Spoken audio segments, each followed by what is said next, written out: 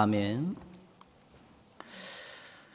오늘은 로마서 강의 15번째 영광으로 고난을 덮으라 라는 제목으로 말씀을 나누도록 하겠습니다. 내세의 복과 영광을 약속하는 기독교, 그런 기독교는 현세에도 복이나 영광을 약속하느냐? 그렇지 않습니다. 도리어 고난을 약속합니다.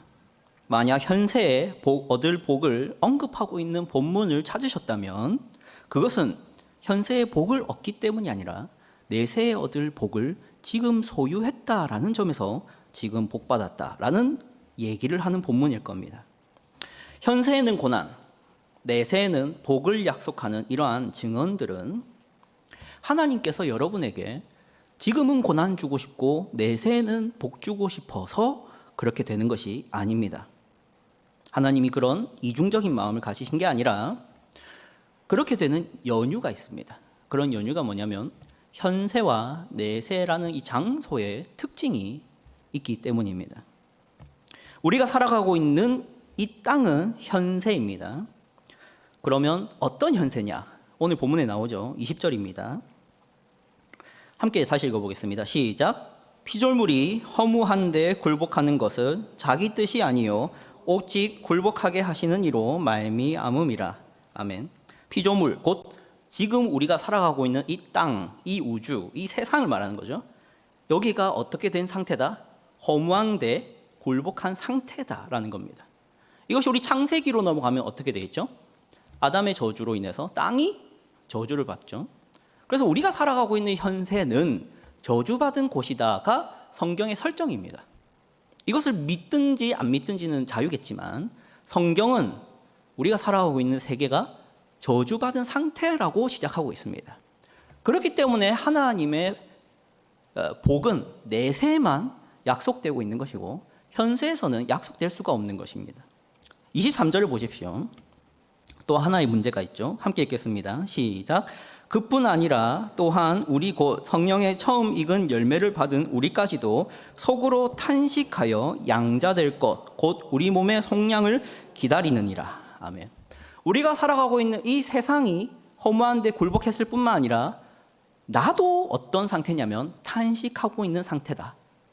왜? 속량이 필요한 상태이기 때문이다. 자, 그러면 설정이 드러나죠. 우리가 살아가고 있는 이 세상은 기본적으로 허무한데 굴복한 상태에 있고 거기서 살아가고 있는 나 또한 속량이 필요한 상태에 있다. 그래서 이곳에서 너희가 신자일진데 지금 너희가 구원받아 신자일진데 고난받는 것이 마땅하다. 이 얘기입니다. 그래서 하나님이 고난 주고 싶어서가 아니라 너희가 고난받을 만한 장소에 있다. 이것이 어디서 이미 모범으로 나타나냐면 빛이 어둠의 빛이었음에 어둠이 그를 어떻게 하였고 어떻게 하였답니까? 좋아했습니까? 싫어했죠. 알아들었답니까? 못 알아들었다 하죠. 그래서 그 증거로 예수님의 생애가 어떻습니까? 비참합니다. 왜요? 예수님이 죄를 지어서요? 아니요. 빛이어서. 빛이어서 예수님은 고난을 당하는 겁니다.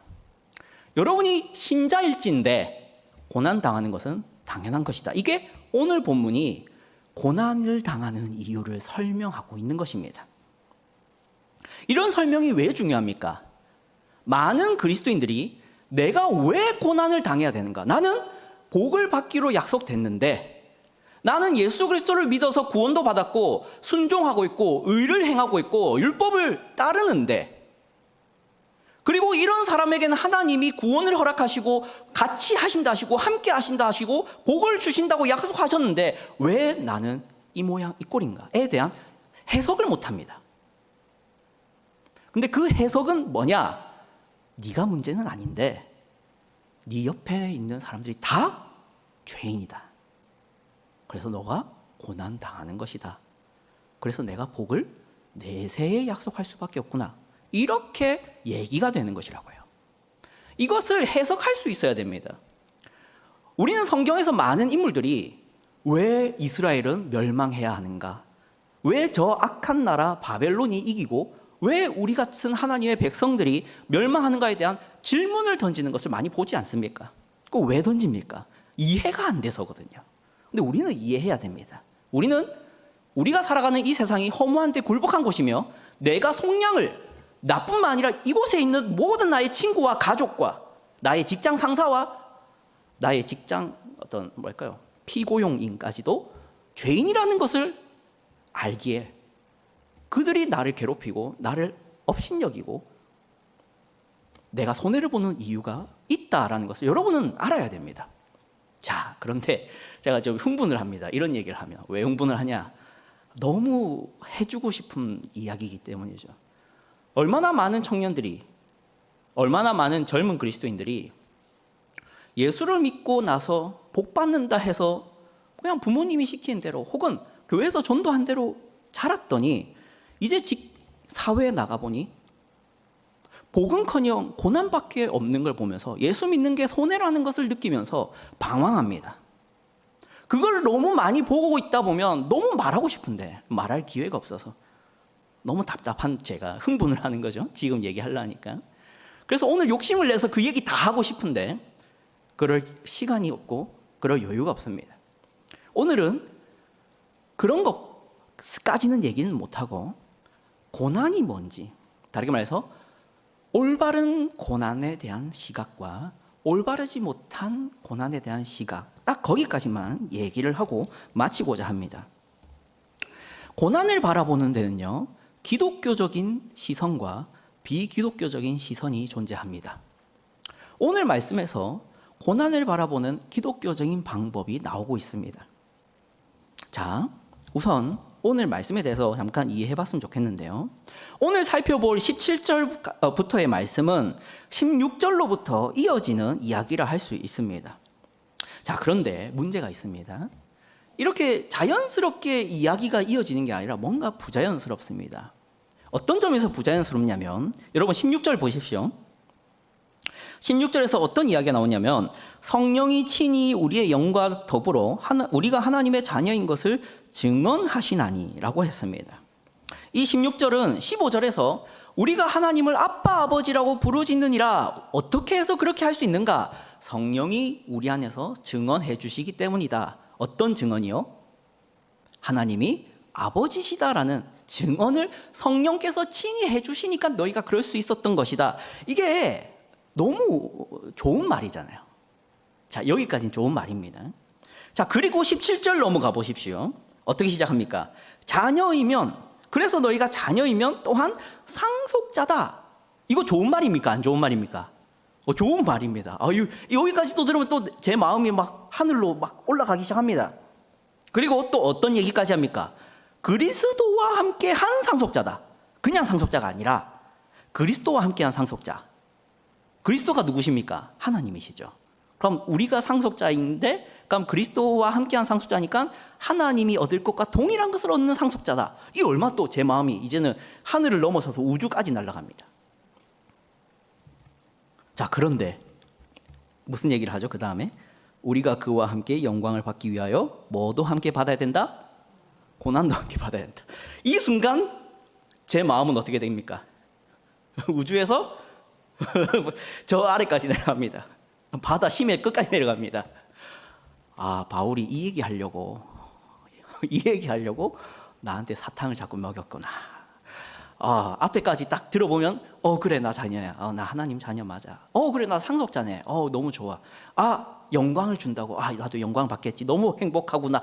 이렇게 뭔가 동의하면서 왔는데, 그런데 그러니까 너 고난 받아야 돼. 이런 말을 하는 순간 제 체온이 막 식어갑니다. 막 죽을 것 같습니다. 바울이 저를 속이고 낚시를 한 것 같습니다. 그런 논증인 거죠. 자연스럽기보다는 갑자기 턴아웃 합니다. 너 고난받아야 돼. 사실 바울이 이게 본론이었던 거죠. 사실 여기가 본론입니다. 자, 그런데 우리가 이런 이해를 할 필요가 있습니다. 바울이 왜 갑자기 여기서 고난을 언급할 수밖에 없느냐? 로마서라는 책은 이게 어떤 백과사전이 아니잖아요. 그러니까 백과사전은 정보 전달만 하면 됩니다. 대상이 뭐 어떤 처지에 있든 뭐 이걸 읽는 전필국이라는 사람이 전도사든 아니면 뭐 돈이 많든 가난하든 아무 관심 없습니다. 그냥 정보만 전달하는 게 백과사전입니다. 근데 로마서라는 편지는요, 백과사전이 아니잖아요. 이건 뭡니까? 한 사람이 그 사람들이 어떤 처지에 있는지를 알고 그 사람들한테 필요한 말이 뭔가를 고민하고 로마에 있는 교인들이 어떤 처지 가운데서 얼마나 힘들어하고 무엇을 어려워하고 무엇을 고민하고 무엇을 이해 못하고 무엇을 갈등할지를 짐작하는 가운데 쓰는 글이지 편지잖아요. 그래서 로마서는 물론 어떤 사람들이 별명을 붙이기로는 교리서다라고 하긴 합니다. 교리들이 많으니까. 그렇죠. 그런데 문제는 뭐냐면 이게 교리서가 아니잖아요, 사실. 목회서신입니다. 바울이 목회를 하고 있는 겁니다. 우리가 목회를 한다 할 때 이게 이제 제가 여러분도 목회를 한다고 칩시다. 그러면 목회라고 했을 때는 한 사람을 만나서 그 사람과 이제 필요한 대화들을 하는데 그 사람 앉혀놓고 이신칭이 믿음으로 구원받는 겁니다. 성화, 믿음으로 구원받았으면 이제 성화 되셔야죠. 이렇게 그냥 정보만 탁탁 나열한다고 목회가 되는 게 아니지 않습니까? 얼마나 힘드십니까? 뭐가 힘드십니까? 어떤 부분이 어렵죠? 뭐가 고민이십니까? 그거 같이 고민해 봅시다. 기도해 봅시다. 이렇게 가야 목회죠. 그렇기 때문에 지금 바울이 그냥 교리탕 얘기하는 식으로 목적을 두고 있는 게 아닌 겁니다. 교리 얘기하면서 말하고자 하는 게 뭐냐? 너희 고난 당하고 있는 거 내가 안다. 그거 어떻게 해결하는지를 말해줄게. 이렇게 넘어가기 때문에 부자연스러운 논증인 겁니다. 교리 얘기하고 넘어간 게 아니라 자, 그러면 이제 알았지? 이제 고난 얘기해 볼게. 이렇게 들어가는 거죠. 자, 우리가 그래서 오늘 본문에서 어떤 유익을 얻을 수 있냐? 바울은 지금 그리스도인들이 고난을 이기는 비결에 대해서 알려주고 있습니다. 그리스도인은 고난을 어떻게 효과적으로 대할 수 있는가? 그런 얘기를 하고 있는데요. 자, 그런데 그 얘기를 바로 들어가도 좋지만 한 가지 언급하고 싶은 게 있는데 고난에 대한 잘못된 태도입니다. 고난을 잘못 대하는 비기독교적으로 고난을 대한 태도를 잠깐 언급해 보도록 하겠습니다. 제가 최근에 상담을 했는데요. 30대 초반이라고 밝혔습니다. 정확한 나이를 저한테 얘기를 안 하는데 30대 초반이었고 뭐 야근을 하고 늦게 마쳤는지 밤 9시쯤에 저한테 이제 상담을 받았습니다. 한 2시간 반 정도를 저와 통화를 했는데 이 사람이 정보를 이제 얘기를 하자면 모태 신앙인이고 젊을 적에는 정말 대단한 신앙을 가졌다 합니다. 그래서 신학까지 고민했을 정도로 열심도 있었다고 합니다. 자, 그런데 지금은 교회를 떠났고 예수님도 안 믿고자 노력하고 있다고 합니다. 그렇다고 하나님이 없다고 말하기도 싫고 그분을 싫어하기도 싫지만 그렇다고 믿기에는 너무 어려운 고민이 있다고 하더라고요. 그 고민이 뭡니까? 라고 하니까 이런 거였습니다. 제가 예수를 믿겠다고 하는 순간 제가 배운 대로라면 예수님처럼 고통당해야 되고 예수님처럼 십자가에 달리는 인생을 살아야 되고 예수님처럼 나 자신을 온전히 드리는 헌신을 해야 된다라고 들었습니다. 그거 싫어서 믿는 것을 철회하려고요 였습니다. 예수님이 너무 좋은데 그걸 믿자니 헌신과 고난이 기다리고 있다는 것을 너무 잘 아니까 믿지를 못하겠다 였습니다. 자, 여러분, 이 예화를 통해서 제가 말씀드리고자 하는 건 이겁니다. 고난은요 신앙의 장애물이 맞습니다. 고난은 분명히 신앙하는 사람들의 장애물입니다. 첫 번째로는 신앙을 가지려는 사람에게도 장애물이 되고요, 이미 신앙을 가진 사람들에게도 더 깊은 순종, 더 나은 순종을 하는데 방해물이 고난입니다. 이것을 어떤 사람들은 무시하는 경향을 가지는데요. 어떤 식으로 하냐면 제가 또 하나 예화를 들어드리겠습니다. 제가 심심인지 뭔지 모르겠지만 단순 궁금함이었습니다. TV를 틀어서 불교 채널을 한번 본 적이 있습니다. 불교 채널. 기독교 채널 말고요. 불교 채널을 틀어본 적이 있습니다. 거기에 이제 프로그램이 딱 어떤 프로그램을 하고 있었냐면 증문즉설이라는 게 있습니다. 증문즉설. 그러니까 그 자리에서 묻고 그 자리에서 바로 답한다. 뭐 이런 건데요. 한 스님이 무대 위에 앉아 있고 그 극장처럼 사람들이 한 수백 명이 이렇게 앞편에 이제 무대 관객석 쪽에 이렇게 주르르 앉아 있는 겁니다. 그래서 한 명 한 명 다 자신의 고민들을 이제 스님에게 묻고 답변 듣고 묻고 답변 듣고 하는 그런 TV 프로그램이었습니다. 그런데요, 여기도 이제 한 서른 후반쯤 되시는 남성분이 이 고민을 얘기하시는데 어떤 고민이었냐면 아내가 죽었답니다. 그것도 최근에 3주 전에 죽었다고 합니다. 그런데 그것 때문에 고민이 생겼다 하는데 어떤 고민이냐? 아내가 죽은 사유가 자살이라고 합니다. 근데 자살인데 그 자살을 하기 직전에 자기와 부부싸움을 했답니다. 그래서 마치 나 때문에 죽은 것 같아서 너무 괴롭다, 자책감이 들고 이게 내가 뭔가 잘못한 것 같아서 이걸 어떻게 해결해야 될지 모르겠다가 스님에게 물은 이 남성의 고민이었습니다. 그때 이 스님이 이제 이걸 어떻게 해결하느냐? 자, 남성분, 한 1년 뒤면 좀 나아지겠습니까? 그 남자분이 아니요, 그때까지도 죄책감이 들 것 같습니다. 그러면 2년은 어떻습니까? 그때도 좀 마음이 괴로울 것 같습니다. 3년은요, 조금 가물가물할 것 같습니다. 5년은요, 아마 생각이 잘 안 날 것 같은데요. 5년 뒤에 잊을 거 지금 잊으십시오. 이렇게 해결을 하더라고요. 여기서 보여지는 불교의 사상이 있습니다. 불교의 사상이 뭡니까? 어차피 인생은 고다. 인생은 고통이다. 모든 인생이 고통인데 그거 뭐 그리 대단하냐? 생로병사, 어차피 사람은 늙어 죽는다. 그거 지금 체념하고 그냥 모든 고통에 초탈해져라. 이게 불교의 고난 대하는 방식입니다. 불교는 쉽게 말해서 고난에 대한 체념입니다. 어차피 고통, 이거 죽으면 끝.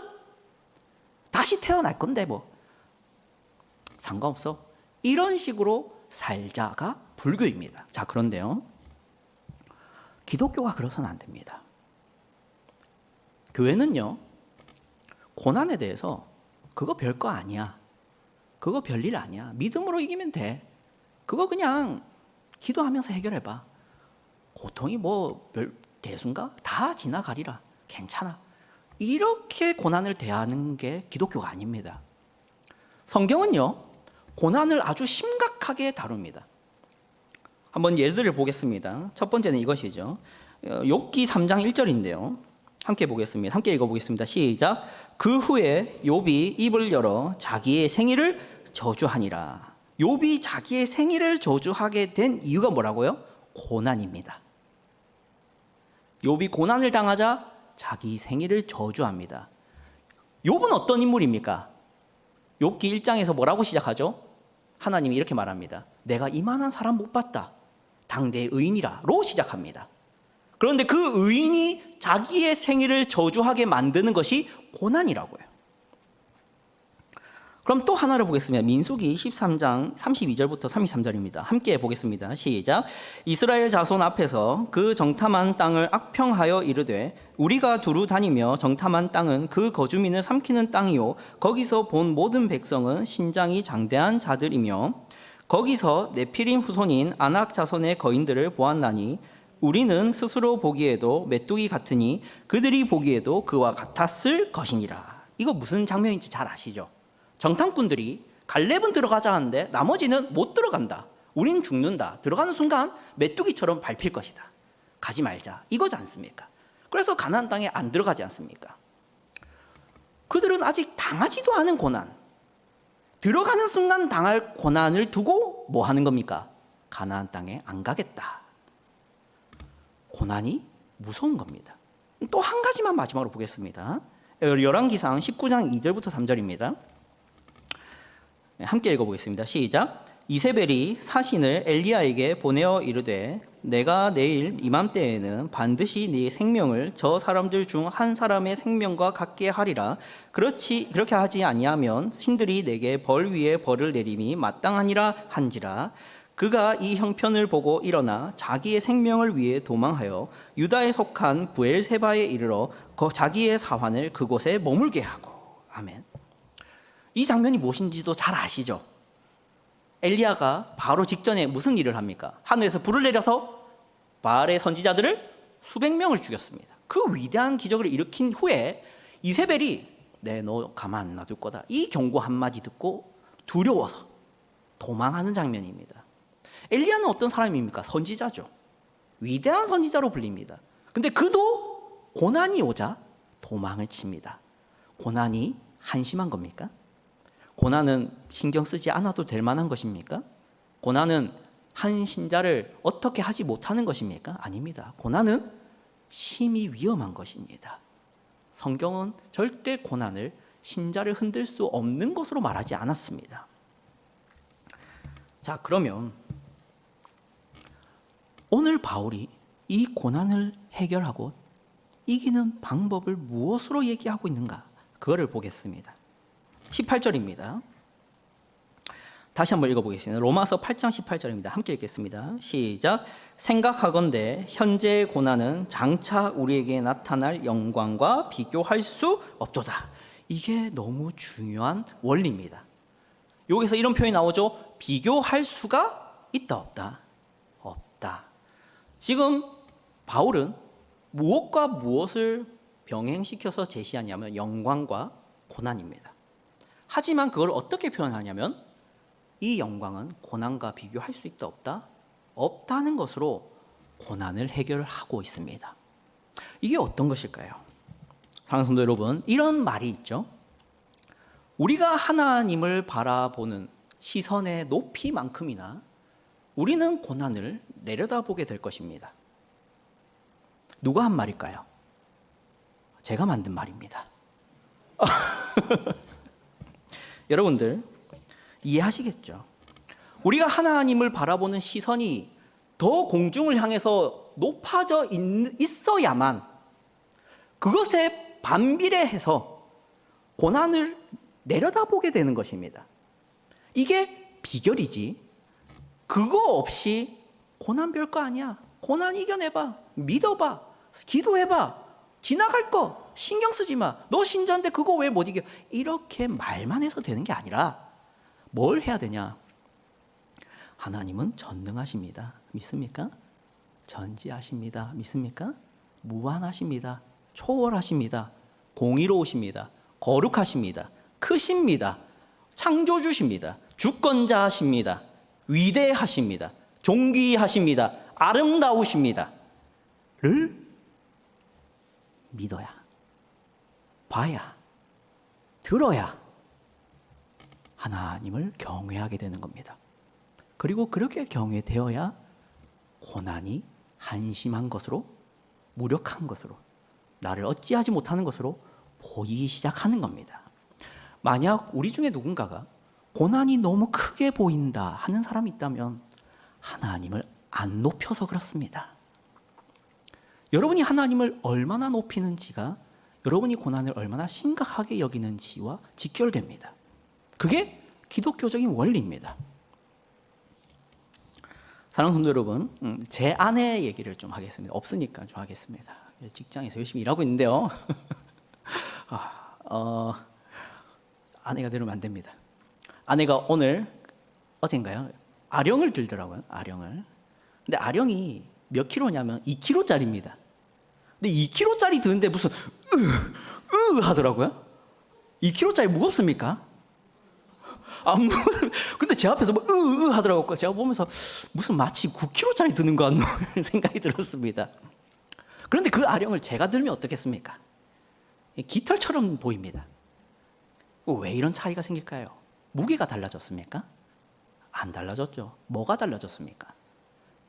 사람이 달라졌습니다. 이런 원리라고요. 고난은 그대로입니다.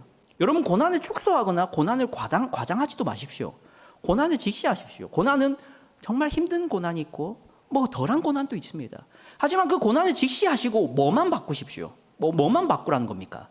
하나님에 대한 여러분의 지식을 바꾸라는 겁니다. 그 지식을 더 위대한 것으로 가져가라는 겁니다. 그러면 고난은 가벼워집니다. 그게 그리스도인들이 고난을 이기는 비결입니다.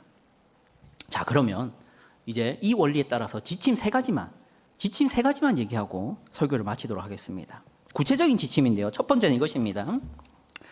여러분은 하나님을 가장 고귀한 분으로 만들어주는 지식을 소유하십시오. 신학들 중에는요, 신학들 중에는 하나님을 높이는 신학도 있는 반면에 하나님을 낮추는 신학도 있다는 걸 아십니까? 신학인데 하나님을 낮춥니다. 그리고 어떤 신학은 신학인데 하나님을 높입니다. 그래서 저는 아무 책이나 읽거나 아무 목사님의 설교나 듣는 것을 주의하는 편입니다. 왜냐하면 하나님에 대한 지식들 중에는 하나님을 끝없이 높여주는 지식도 있는 반면에 하나님을 끝없이 한심한 분으로 만드는 지식도 설교되고 있고 가르쳐지고 있고 전파되고 있고 책으로 나오고 있기 때문입니다. 그런데 우리가 보통 기독교 서적을 살 때는 어떤 식으로 사냐면 서점에 가서 베스트셀러에 있는데 아무 책이나 가져갑니다. 왜? 사람들이 많이 읽으니까 이 책 좋겠지 하면서 기독교 서적을 삽니다. 그런데 그게 하나님을 고귀한 분으로 만드는 지식이 아니라 하나님을 낮추는 신학이라면 여러분은 큰 해악을 가져가는 겁니다. 오늘 말씀에 근거해서 하는 겁니다. 왜요? 그는 이제 고난에 취약해지기 시작할 것이기 때문입니다. 이건 역사가 증명하는 사실입니다. 한국 교회가 부흥하고 한국 경제가 부흥하는 게 같이 갈 때가 있었습니다. 60년대, 70년대, 80년대가 한국의 경제와 한국의 교회가 같이 부흥하던 시기입니다.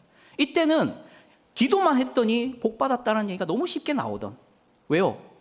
경제가 너무 발전하니까 누구나 기도했더니 복을 받는다는 착각을 했습니다.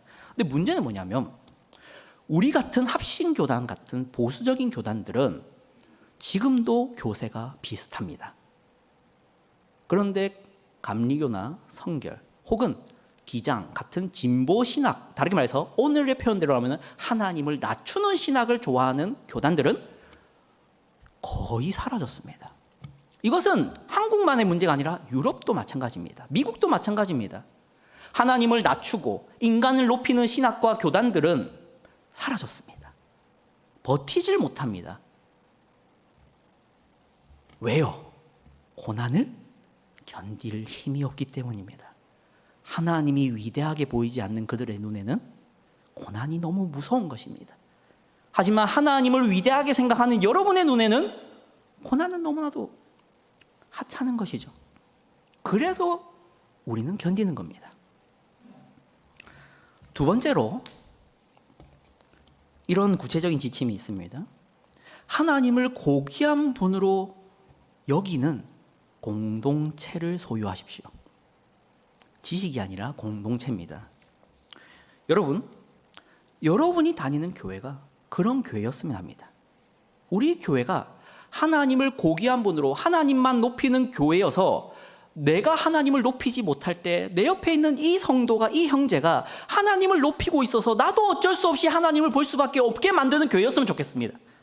그리고 내 가족이, 내가 만나는 지인들이 하나님을 높이는 것을 너무 좋아하는 지인들이어서 내가 하나님을 잊고 있을 때 끝없이 내 옆에서 하나님을 노래하고 찬양하는 사람들이면 나는 하나님을 어쩔 수 없이 보게 될 겁니다. 그래서 내가 고난에 취약해지지 않게 될 겁니다. 그러나 여러분, 만약 내가 만나고 싶어하고 자주 만나는 사람들이 하나님을 노래하고 찬양하고 높이기는커녕 하나님을 깔보고 낮추고 신경 쓰지 않고 무관심한 사람들을 여러분이 주변에 배치하고 있다면 여러분은 너무나도 위험한 환경에 있는 겁니다. 왜냐하면 여러분이 하나님을 잊을 때 여러분을 지켜줄 울타리가 없다는 것이거든요. 여러분, 울타리가 하는 일이 뭡니까? 양을 먹이진 못하지만 양이 이리떼에게 먹히게는 못하는 것입니다. 그런 울타리를 소유하시라는 겁니다. 마지막 세 번째 지침을 말씀드리고 설교를 마치도록 하겠습니다. 세 번째는 이것입니다. 하나님을 높이는 환경을 조성하십시오. 이것은 단순히 환경이라 했지만 습관과도 같은 것입니다. 습관. 제가 저번 주에 한 기독교 가정에 집들이를 갔습니다. 들어갔더니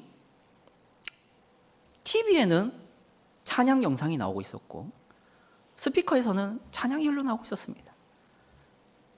TV 옆에는 성경책 2권이 딱 놓여져 있었고 그리고 벽에는 하나님의 말씀들이 새겨져 있었습니다. 대부분의 기독교 가정이겠죠. 자, 그런데 이런 것이 좋다 안 좋다 이런 판단을 넘어서서 이것이 가지는 순기능이 있습니다. 그것이 뭐냐면 나로 하여금 어쩔 수 없이 하나님에 대해서 생각하게 만드는 습관을 길러준다는 겁니다. 이것을 다르게도 말해보죠.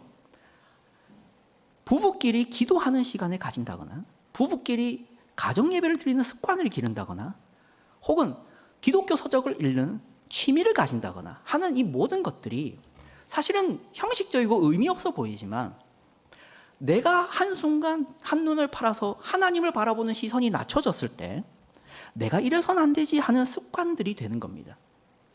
그것으로 우리는 고난에 취약해지는 것을 피하고 고난을 이길 만한 힘을 끊임없이 유지할 수 있는 습관이 되고 환경이 된다는 것입니다. 이게 왜 중요하냐면 반대극단을 보면 중요합니다. 반대극단이 뭐가 있습니까? 기독교 가정인데 들어갔더니 예능 프로그램이 나오고 찬장이 있는데 포도주 있고 와인 있고 그리고 벽에는 달마대사니 아니면 뭐 해바라기 그림이니 코끼리 상이니 뭔가 우상 조각 같은 그 조각들이 막 집에 있고 그리고 아이들은 한 손에는 핸드폰, 한 손에는 아이패드, 정면에는 모니터가 있어서 이런 모니터에 둘러싸인 인생을 살고 있고 이러면 이 가정은 과연 한순간 연약해서 하나님을 잊을 때 다시 돌이키기가 쉬울까요?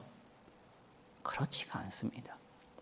그래서 이 3가지 하나님을 고귀하게 여기는 지식을 소유하시고 하나님을 고귀하게 여기는 지인들을 소유하시고 하나님을 잊지 않고 고귀하게 여길 수 있는 환경과 습관을 조성하십시오.